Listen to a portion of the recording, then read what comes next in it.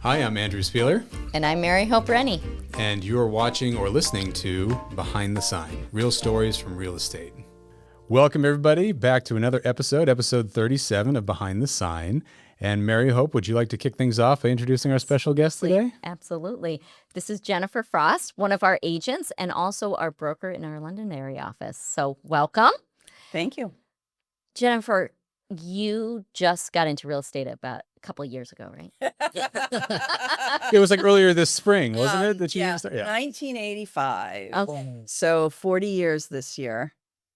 And I was 20 years old. So now you all know exactly how old I was. Yeah. Uh-huh. I have really had no other career and I am no longer qualified to do anything else. So you probably should not have oh no, what am I going to do when I get older? Well, it's funny. I think that everybody has that their whole life. Mhm. It's true. And so I see people who are in their 20s and they're like, I got to figure out what to do with the rest of my life. I'm like, we still ask ourselves that in our 50s. Right. Don't Absolutely. sweat it. Well, and I think being in real estate, there's so many avenues of real estate, and you've done a lot of I different have, things. yeah. But let's start when you were 20. Oh my goodness. Okay. Why did you decide to I'm get your sorry. I just thought we were going to talk about school. So No. What was the Oh, top you- 10 Billboard, music Okay. songs of the year? Why did you decide to get your license? I think like a lot of people, I backed into it. Mhm. Okay. No. I am seeing more people in my classes that are deliberately saying, hey, I want to go to real estate, and they're young. Right. But for me, I was, working just an office job, low level, and I needed to look for an apartment. And this is how old I was. All the people who showed me apartments drove nice cars. And I was like, oh, okay. Were they Teslas? No.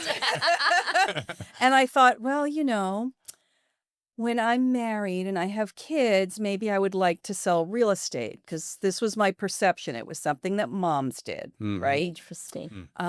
Which wasn't that far off from reality, but still, it was a stereotype. And then for some reason, I just went and got the license. Just for the I nice don't, car. Yeah, I don't. Yeah, certainly for the nice car. And the thing that I did that I think was a little bit unusual is there was a thing called the Yellow Pages. Yep. I went through the Yellow Pages. I called every single real estate office in my town. I didn't know any better, like which were the Yeah. good ones, which were the bad ones. Yeah. Mhm. And I offered to each of them, I'm getting my license. I want to know more about the business. I would be happy to be like a weekend receptionist, just to be around the business and to learn. Mhm. And one company took me up on it. And then they moved me into their rental division, because that was a way to get quicker money, because I Yeah. didn't rent to Yeah. pay and I didn't have any savings. And then I went into sales. I Wow. closed on my first property before I was old enough to drink. Whoa. And I also remember I didn't want anybody to know I was new. Yeah. You And should I have like a plaque for that. I That's impressive. didn't want anybody to know that I was new. And this sweet couple that worked with me for months, when we closed, they were like, congratulations, you had your first closing. And I was like, actually, it's my second. No, I was nice about it, but I felt good that Yeah, right. that they knew that I was new, but I actually had done something. Mhm. Well, was it Michael Cowett that they got the Yes. door closed on Yes. him because he was younger Then the than person's his son, with the client's son that was sleeping on the couch. Yeah. Yeah, he was door knocking and he went Yeah. around, and like the Yeah. woman who opened up the door was like, Yeah. how old are you? And he was like, No. she was like, not gonna work. Boom. Not going to work. Yeah. It's just like, ageism, right? Right. Hmm. But the rentals were a good place for me Yeah. to start. A lot of, busy agents don't want to do them. Mm. There's a certain flakiness to it, of people not showing up for Yeah. appointments, and the money is not that great. Right. But for me, it was just a way to know that I could go out and show properties. I could get a quick check. I could do all, more and more and more of them, so that, like I said, I could pay my rent Hmm. and while being on all commission. Yeah. That's really neat. And I think so many times, again, the stories of how we start are not always these amazing, Mm-mm. illustrious, No. crushing it. I'm gonna have a nice car. That Mhm. Yeah. it's the plans are all big, Hmm. but the reality is, hey, I needed to pay rent, so I covered it by being a weekend, receptionist, Yeah, and then I got into rentals, and then I got into exactly. Hmm. And the other thing I want to say is we all do ourselves a disfavor because we start talking about, hey, if this doesn't work out, I'm gonna have to get a real job. Like we refer to what we do as not being a real job. Hmm. And it is a real job. it's a Yeah. real job. Yeah. It's a real job that we have to hold ourselves accountable, and that's Yeah. the part that is not like a Yeah. job. Yes. I mean, the word is in the title. You're a real estate agent. Right. Right. You're really Sorry, Now I'm a you- dad. I got the trademark puns. that. That's right. Yeah, exactly. But yeah, I mean, you're right. A lot of people get into this and just think, oh, this is just something else to do on top of other things. Mm. And they don't take it as like the serious primary objective, is like, I mean, well, we've had a lot of people who come on who have other jobs when they start into this, right? And so it's like they're funding their real estate career. Right. They want to transition. Right, So- exactly. So Yeah. making that money. Right, exactly. And I think the ones who succeed are the ones who actually say, okay, this is going to become my next career versus I'm just going to sort of do this and see if it just sort of magically becomes something on its own. you well. know? They develop a plan of how to make it happen. Yeah. Which yours was, hey, let me do this on the weekend Right. so I can make this happen and be willing to take on those rentals. Actually, I think it was Rachel Farley that said, I would take anything. Mhm. I would Oh, take the exactly. rental. Any lead. Right. Absolutely. And being in the office, she was able to get those ones that nobody wanted to touch and all Mhm. that. I feel like all of us sell a mobile home in our first year, Yeah. and they're always the most difficult transactions. Yeah. That or a short sale. Right. I did a Oh, few of man. those. I I've done a few. started real estate in 09. Yeah. So that's what most were. Yeah. Were short sales or Done foreclosures. way too many of those. Mhm. I had a seller today say to me, like, "Oh my God, I can't believe all the work that you're doing, what your profession, what you're doing." Yeah. And I was like, "Yeah, everybody thinks we just open doors and collect checks because it does look like That's that. what it looks Sure. That's exactly what it looks like. And sometimes if you have a really smooth and easy transaction, the customer's like, oh, you got way overpaid. Yes. Because if we're doing a good job, they're not seeing them. They're not seeing it. Right. But there are also, for every one you have that just is smooth sailing, you had 10 that were not. Mm-hmm. And we kind of get the same fee for the same priced house, regardless of what the issues are. Absolutely. Yeah. Yeah. So the perception sometimes is a little bit skewed. It's true. Yeah. Yep. Yeah. Yep. So you've done this your whole life. My whole life. Why did you decide to get your broker's license? Let's start there.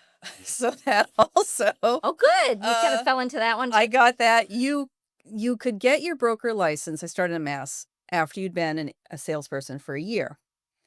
And I just thought this is I'm so dumb, right? I'm so naive. I was like, this is the natural progression. You get your salesperson's license, and then a year later, And then you get that. you take your broker class and you get your broker's license. And that's what I did. I love it. It's like having your driver's learner's permit, and then you get your real I license. had no idea that I didn't need a broker's license. I mean, I guess I did, but just in my mind, Yep. that was the next it. step.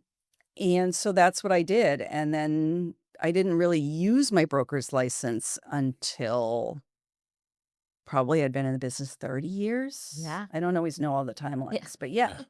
Yeah. Well, when you're in the same industry, kind of all meshes. Yeah. So let's jump a few years ahead. Few decades. Yeah. You decided to start a real estate school.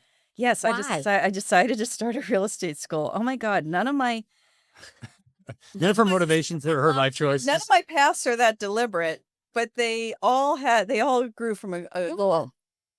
I love learning. It's one of the things I really love about this business is Yeah.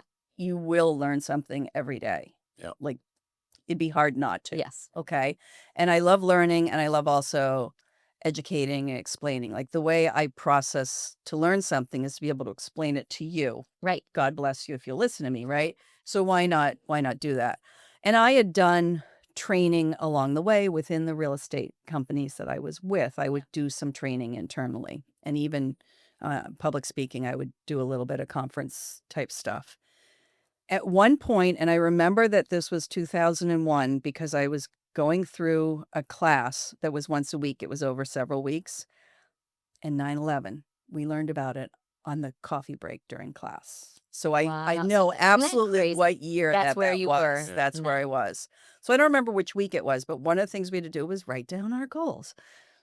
this is a business. I love the fact about this business that every year we That- talk about our goals, not the company's goals, but our Yeah. goals. What do you want for your life? And on there, I had said, well, at some point, I would like to teach real estate and have a real estate school. That goes in a drawer. Yeah. Mm. That goes That in was a drawer. 24 years ago. That was 24 years ago. And then over the last 10 years, I started saying, you know what? I'm gonna teach real estate school as my retirement gig. Okay. So we could be like in an RV and traveling the country. That's how I started a team, and somehow I got Exactly. stuck as a team leader. And I And can let's just just be I can just be on the internet and teach a class, Sounds right? easy. It does sound amazing. My dog hates the car though, so we can't do that. So I was starting to talk about it again. Yep. And then here at the office, that we wanted to start a real estate school. It was a partnership with another school, and I was one of a handful of people who said I would be one of the teachers. And it was great. I loved it. The partnership thing did not work out. And when that didn't work out, I said to Alan and Bill, I said, you know what? I've wanted to start a school, and I will start a school, and I'll partner with the office and do it. And so that's what I did. I already been teaching some continuing ed. Yeah. And that was, I don't know, 3 years ago, 4 years ago, 5. least I don't more. know. Yeah. It's at least 4 because I've had to renew At least 2-year 4. licenses a couple of times. So Okay. yeah. I love that you don't know. You're such an agent. You are like the epitome of a realtor. Exactly. Did I make money this year? Is she sure? Oh yeah. Yeah. How many- That is something I would definitely like to talk about as far as regrets go. Mm. Okay. Mm-hmm. We used to have a joke, and it was true, not to spend your commission 3 times.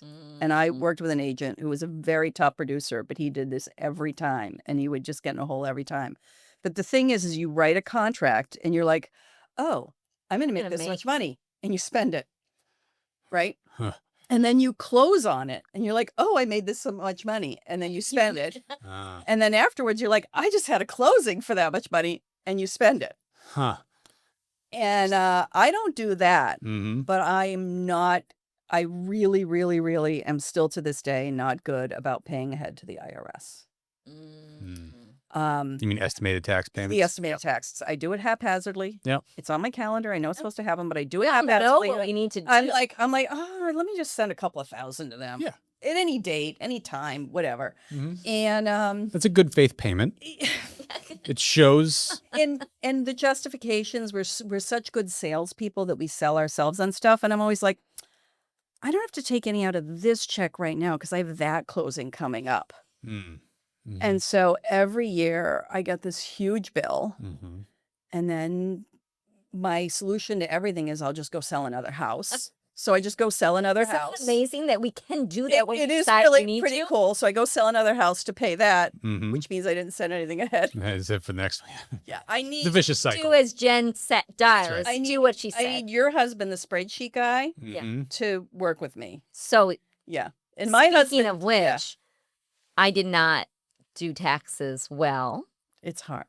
until Mike. I shouldn't took say that it's over. hard, but it is. You know, I was hard. just having this conversation with somebody not long ago because I felt like when I became an adult, Mhm. I had never at any point in my years of school, right? Elementary school, right. college, grad school, never did anybody say, we're going to learn how taxes work and how you're going to have to be fiscally responsible when you're an adult and how the system works. Never, No. And I was like, And then What's get this? thrown You know? into nobody else pulling any money Yeah. aside for Yeah. us, right? Yeah. Like, right. I was gonna say every kid with their first paycheck from their first job is like, "Where's all the money?" Right. Yeah, Because exactly. nobody told them. Yeah, right. And if you're working, because I was working freelance. Oh man. And so like Same I didn't difference. understand any of that initially. I mean, fortunately my father was in finance, so he taught me, but like if I didn't have him, yeah. huh? Yeah. Like why? Why don't we talk about that, like way ahead of it happening? We don't like talking about things that we don't. Well, keep and doing. money, and one of Gary Keller's, he has such nuggets of wisdom. But one of the things he says is visit your money, Mm-hmm. because I have a tendency to not look at it. If I don't look at it, I don't have to face any of the problems, right? Yeah. Yeah. Oh, there's still money in the account. I Oh, can good. spend it, right? Yeah. So my husband is really good. Every time I have a closing, he says, remember to send money. Did you send money to the IRS? Did you put Yeah. aside for taxes? Yeah. Yeah. Yeah. But it's still hard. Like, what makes us good realtors makes us terrible admins. Usually. Not always true, because I would say a lot of us get into this because we're people or we're Yeah. very drivers. So Yes, you have right, drivers, Right. influential, steady, Yes. and then what's the other one? Compliant, right? Yeah. But I envy so many really successful agents who are the steady and the Oh, compliant. yeah. Because they might not feel as comfortable with the people stuff and putting themselves out there, Mm. but whatever system we give They them, they stick. will follow. Yeah. Mm. And they are more successful than me Because they because do it every day. I will look at the system and be like, hey, this is pretty cool. Well, this time I don't want to do it exactly that way. Oh, this time I'm going to do it a little bit this way. It's like the tortoise and the hare. Yeah. Mhm. Not everybody is old enough to Yes. remember that, right? But the tortoise and the hare, that's That's I think also in the business. Mhm. slow down. Some of us are Yes. just like, Slow- we naturally are goal oriented. We naturally love to talk to people. The rest of it kind of falls into place. But as I said, it's haphazard. But we then have to reap the benefits of the mess that we leave in our Right. trail, because when we're doing it all, Yep.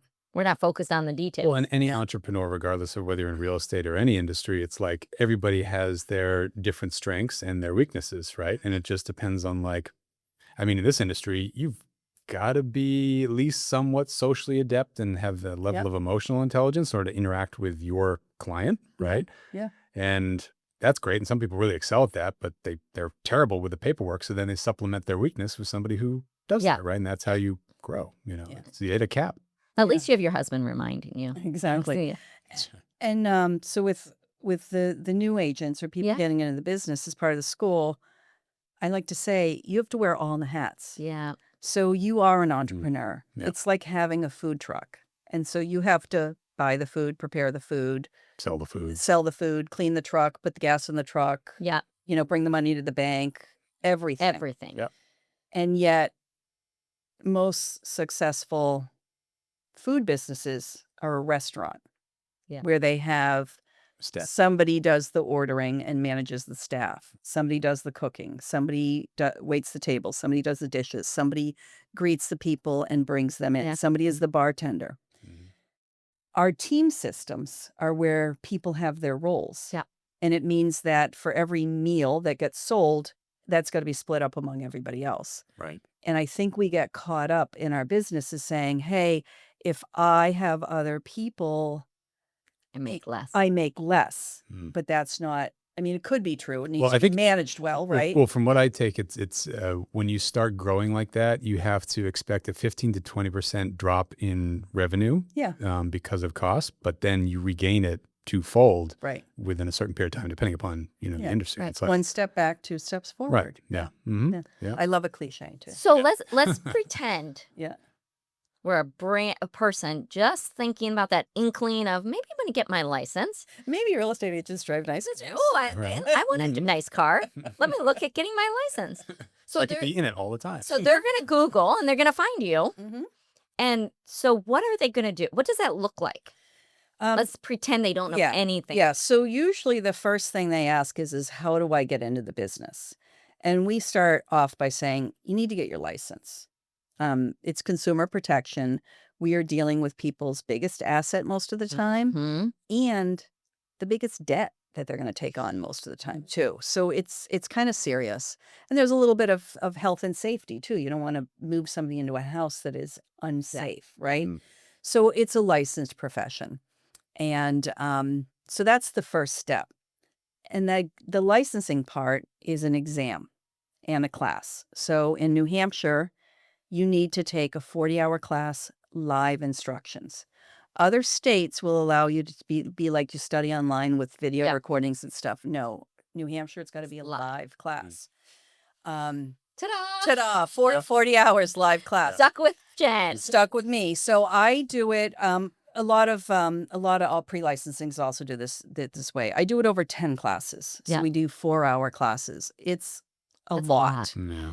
The thing is, though, is most people, myself included, we just want to get through it. Yeah. We don't want to drag it out to be 10 classes or 20 classes or whatever. So we do the bigger chunks. I do Zoom at night because Zoom I can still do live. But I can get people from all over the state or all Yeah. over the country. They don't have to be in the local area. Yes. And I don't have to be going in the parking lot at 9:30 at night, dragging myself home. So that part's good. If we go 5:30 to 9:30. Yeah. Because I am the main teacher, I don't have a lot of flexibility with the schedule. Yeah.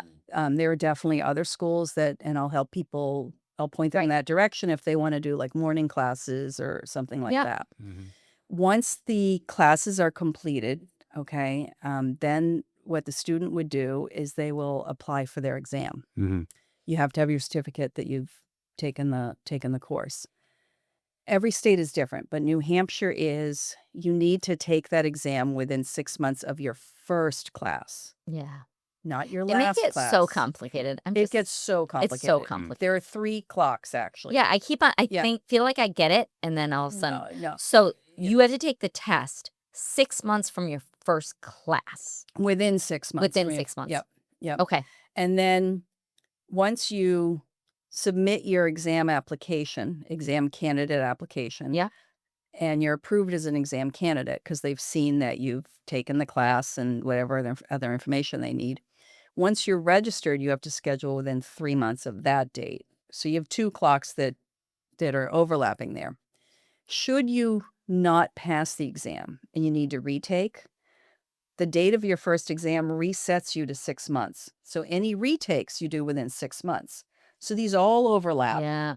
Every now and then I'll have somebody who has to come back and retake the 40-hour class because they didn't take the first exam within the 6 months.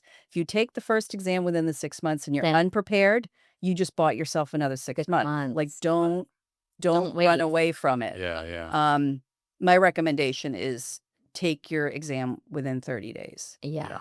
Well, it's fresh in your head. Right? You'll have time to study, but the longer you go, the more you're going to forget from class. Mhm. Correct. Yeah. How many students typically do you have in your classes? It can range anywhere from sometimes I only have 7 to Yeah. other times I have 20. Wow. In the heyday, before I started my school, I used to see really huge classes. Yeah. Yeah, but I haven't seen that. Yeah. Yeah. Well, I think also,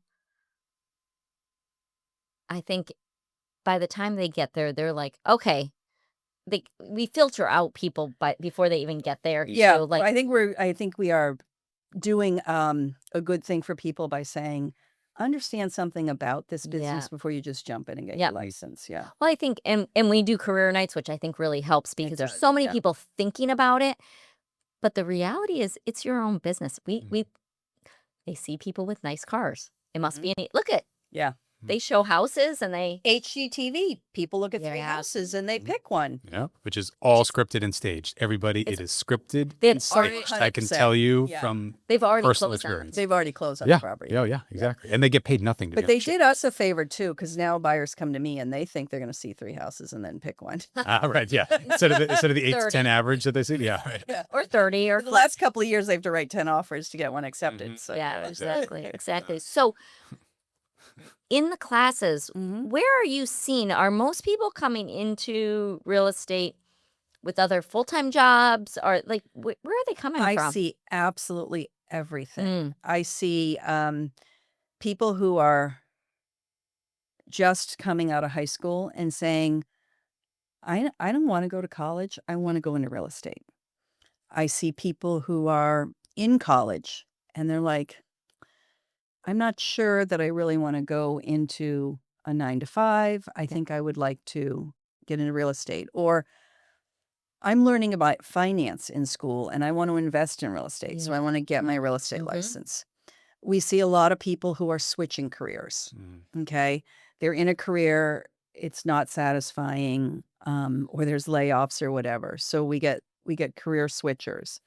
We get people who have or still are staying home with the kids, and Mhm. they're looking for a type of career that has flexibility. Yeah. We have people who are retired from their previous job, Mm. and we get, oh my God, so many police and nurses and Mm. um, It's like burned out. and teachers and so many like cops that we just see that they transfer right into real estate. Mm. They're good at educating people. They're good at keeping things kind of on track. So we get a little bit of everything. And then we also have people who have some real estate background already. Yeah. So they have been investing, or they are in mortgage, or they do Or construction appraisal. or appraisal. They're licensed elsewhere, maybe. Yeah, and they're looking to jump. Mhm. They're like, oh, all the money's over there. Uh-huh. Or if they're investing, they can actually represent themselves Correct. Sure. on transactions in both buying and selling and renting and everything. Like, So, I yeah. think so much of what we've even talked about in this podcast that there's so many different avenues. And that's why when you say, okay, who's that ideal candidate for being in real estate? It's Anybody. because everyone can focus it. Mhm. Those who are the DS or, SC Yep. in the disc profile, they just learn different systems and they just focus on this. Yeah. The high drivers focus on this. And so it's so interesting. You never know who is going everybody's like, well, what can make me successful? Right. Right. It's really hard to say this will make you successful, except you have to do the work. Yeah. What's that thing? Any system will work and long as nothing you- will fail or something. Unless you like- do it. Yeah. Yeah. Or If everything works, nothing doesn't. There we go. Yeah. there you go. Good There thing you you're So before, I like my cliches, but yeah, no, exactly. remember. you just don't know that. Before we ask you the final question, I have Right. sort of another one.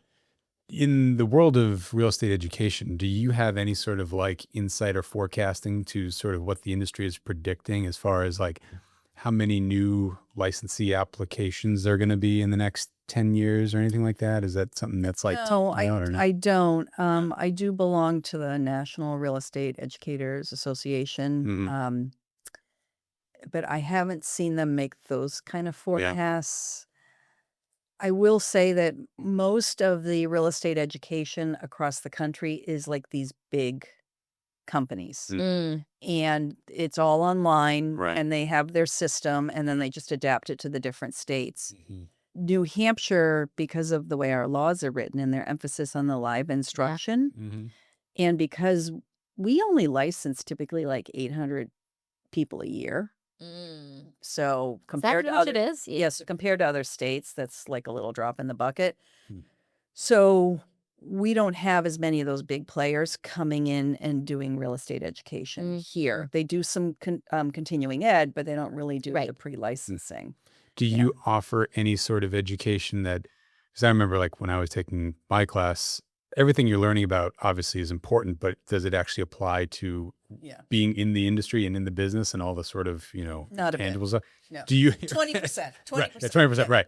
Do you do It's- anything where you sort of offer classes that speak to like the real meat and potatoes of the industry? Yeah, so a couple of things there.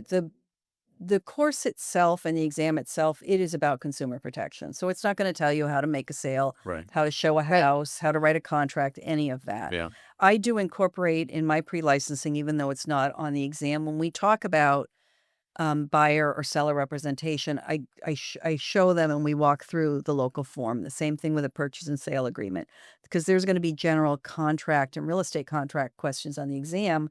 But I'm like, if we're going to talk about it, Let's just look at it. it's always stunned me that new licensees will walk in the door and they've never seen A contract. a Yeah. contract, Right, right? right. It's just always made no sense to me. After that, I really just like to coach people to say, you need to go to a firm that has good education, Mhm. that because this is gonna get you your license, but then you have to learn the actual business. Right. Yeah. There's Well, and so many layers to that education, so many layers. how accessible it is, Yeah. and the repetition. Yeah. Sometimes people will, they'll be like, well, I took a contract class, and then when I went to write the contract, I couldn't remember everything. Yeah. You have to take it twice. You have to take it Absolutely. once before you write it the first time, so you have a basic understanding. But the first time you write it, you're going to come up with 10 Absolutely. questions you never had before. So then you're going to take it again. Don't don't worry if you repeat stuff. Mhm. It's part of the of- yeah. process. But I think it's so hard because I think new people want to learn everything at the beginning, but you Sure. almost want them like, let's just focus on getting your license. I kind of even tell people we did have a kind of Like a pre. a pre-licensing class on how to do things, but it was so hard for people to do both at the same time. Yeah. So we're like, let's Yeah. just get your license. However, I don't know if you see this. The minute someone gets a license, they're like, oh, I can sell real estate. And they have a They're really legally hard allowed to. yes, but they have a really hard time because they just went and crashed All through 40 hours, places. right? Yeah. And so they kind of almost like, Mm. oh, now I can do it. Now I can make money. And it's so hard Yeah. for them to get back into that mode I got to of, reset. but now you don't even know how to write a contract, Yeah. you know? Like that was just the beginning. Yeah. I do like it when people have the opportunity or will seek out the opportunity to job shadow. Mm, So that's something that you can sometimes do while you're in class or right when you first get your license. The job shadowing is not going to be like, it's not like you're learning 100%, but you are able to just be part of what's happening, part of that flow. I also teach continuing ed. So in order to renew our licenses every 2 years, we have to have taken 15 hours worth of continuing ed. So that's 15 hours spread out over 2 years. Right. Okay. unless you wait. Last minute realtor time. Yeah. None of us have ever done Yeah. that No. before. Is that the same in Mass? A mass is 12. Oh. So I was just going to say that I am so far ahead in New Hampshire because of all the teaching and the things I attend. Hmm. But my mass renews in October. Oh, Yeah, mine's coming up in November, so you and I can take a class together. Yeah, exactly. Yeah. And I teach some mass, and I had emailed them and I said, "Do I get count? counted the hours for when I instruct? Because some states do that." And they were like, "Nah." You're like, oh, shoot, I guess I'm doing these online. Exactly. I'm like, "Nah." Yeah. So Oh, so even the instructor so, waits yeah, until the yeah. end. Waits. Well, yes, I guess that's true. I was trying to deny it, but it's true. I was so excited. I took my broker exam a year ago, and I was so relieved. So I didn't have to catch up on all my Other ones. other courses Because your date restarted. yes. Okay. So I was like, Yeah. oh, phew, I don't have to go rush around Yeah. because mine renews in October as well. Yeah. So Yeah. Back when I moved from Mass to New Hampshire, I know we need to wrap up. I did I already had the license in Mass, so I didn't need to take a class in New Hampshire. right, you just had to take And I just had to take the state test. And I just had a friend give me their old copy of the information for the state you just exam. And I looked at it like maybe twice. And I was like, this seems just like Massachusetts. And I went and I took the class and the test. I think at that time you had to get a 65%. I just barely passed. Well, I've said this before. New Hampshire and Mass, Yeah. completely different tests. Yeah. Mass is so much closer to the national. Yes. New Hampshire is just tricky. The way the things are worded and the things like it is not. I had to take it twice, I know. and I was like, it's because it's a tricky test, not because of the information. So I do know the stats on this. Mhm. The pass rate, first time pass rate for both state and national here is 50%. Really? Yeah. So most people are taking one or the other a second time, Uh-huh. sometimes. Yeah. And that's only first time test takers. So we're not taking into Yes. account the people who might take it 4 times Right. 6 times. or 6 times. Yeah. So the They might- expectation I set up is you might pass one and not the other. Yeah, Mm. which And I think is good because yeah. it's so hard. I mean, you might pass both, you might not pass both, but more often than not, when people tell me they took the test, It's like, they got one and not the other. And I say, good, because now you only have to study for the one. Right. Yeah. Yeah. Yeah. Yeah. Well, I mean, that's really good advice. Usually our closing questions, anybody who's looking to get into this or sort of looking to rejuvenate, what words of wisdom would you give them? But I mean, that's pretty close. maybe that is something. You've been in this real estate world for Mhm. 40 years. Yeah. If there's one nugget of advice for someone getting in, or one of your new Yep. agent or people learning to get into it real estate, what would that be? One thing. And pay your taxes. Well, yeah, Pay your pay taxes is one, but Oh my God. So I, of course, have hundreds of pieces of advice. I think it's really, really important to just know that you're always going to be learning something. So Mhm. don't lock yourself into I should know everything mode. Hmm. I've learned many things the hard way. I've learned many things through education and mentors. I've forgotten stuff and had to relearn it. Like I forgot your name. Yeah, exactly. We always forget this. Oh my and goodness. and we learn from like surrounding yourself in the right environment, Mhm. which helps you tremendously, makes a huge difference. But also every transaction, you learn something from your sellers, your buyers, the title company, the inspector, the mortgage person. Like we are solving problems throughout the whole Mhm. transaction. So we are always learning something new. And I love that part. Yeah. And if you feel like you have to know everything, you're going to be so frustrated. Mhm. You just have to know to say, I'll get back to you on that. Yeah. Mm-hmm. Right? It's Yeah. amazing. Every deal is so unique. I love that. That's what I because love it. I think so many of us, and as you said before, we are helping people with their biggest investment, Mm-hmm. their biggest debt they've ever acquired.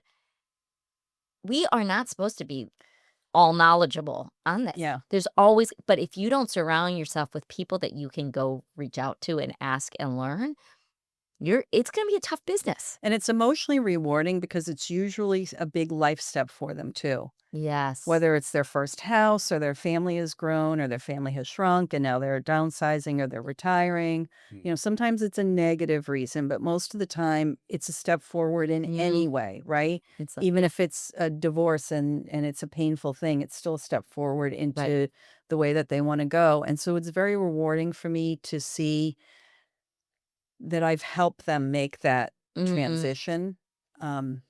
You really, that's more rewarding than the money, to be But honest with you. I love as a teacher, you're saying, I still want to learn. Yeah. Right. Stay Yeah. open. And Yeah. that's, and being humble enough to say, I don't know everything still. Mm-hmm. Still. After all these transactions, I need other people and sometimes it's just their point of view, right? Yeah. Or their frame of reference of Yeah. how would you go about this? Mm. Because every deal, well, and you're going through transactions right now Yeah. that, wow, you thought you figured it out. Right. And bingo, a week Yep. before closing. And an you're- emotional variable that was Yeah. totally not the Mhm. thing has just come Yeah. into play. And it's like, okay, now what? Right? Got to figure it out. Yeah. Mhm. Yeah. Yeah. And we always learn. Yeah. So, Great. Yeah. Well, thank you for coming on, Jen. Thank you so much. Appreciate it. no, I Yeah. love it. I love the different perspective as well. And from someone who's been in the world of real estate in different ways for a few extra years. Since we had curly paper fax, that's when I started. Yep. Well, yellow pages and curly pagers. Pager's off. And pictures. pagers. I kind of wish those would come back, to be honest. Well, I'd be good with like leaving my phone and just having a pager for a little while, you know? Kind of nice. I can remember getting the cell phones like mounted into your car. Yeah. And then we had the bag phone. Oh yeah. Uh-huh. My dad had a car phone Exactly, yeah. installed because his company forced him to have one. And they had the antenna coming out of the back on the whole big thing. And we were like, what is that? Yeah, You know? yeah. It was huge, but yeah, And here our world's so different. So different. So Now we're carrying around a computer in our hand. that's right. Yeah. or ear or Mhm. Exactly. Part of us. Yeah. watch. Well, on that note, I know. Long goodbye. I know. Thank you, everybody, for watching. And if you like this, please hit like, share, subscribe, follow on either YouTube or Spotify, wherever you're watching or listening. And if you have any ideas for topics you'd like for us to dive into, please let us know. Otherwise, we'll see you next week. See you later. Bye. Thanks for joining us for another episode of Behind the Sign, Real Stories from Real Estate. We hope you enjoyed today's conversation and gained a little insight into the world behind those for sale signs. Today's episode was brought to you by Keller Williams Realty Metropolitan, proudly serving New Hampshire, Vermont, Maine, and Massachusetts. A special thank you to our agents, leadership, and partners at KW Metro for their continued support.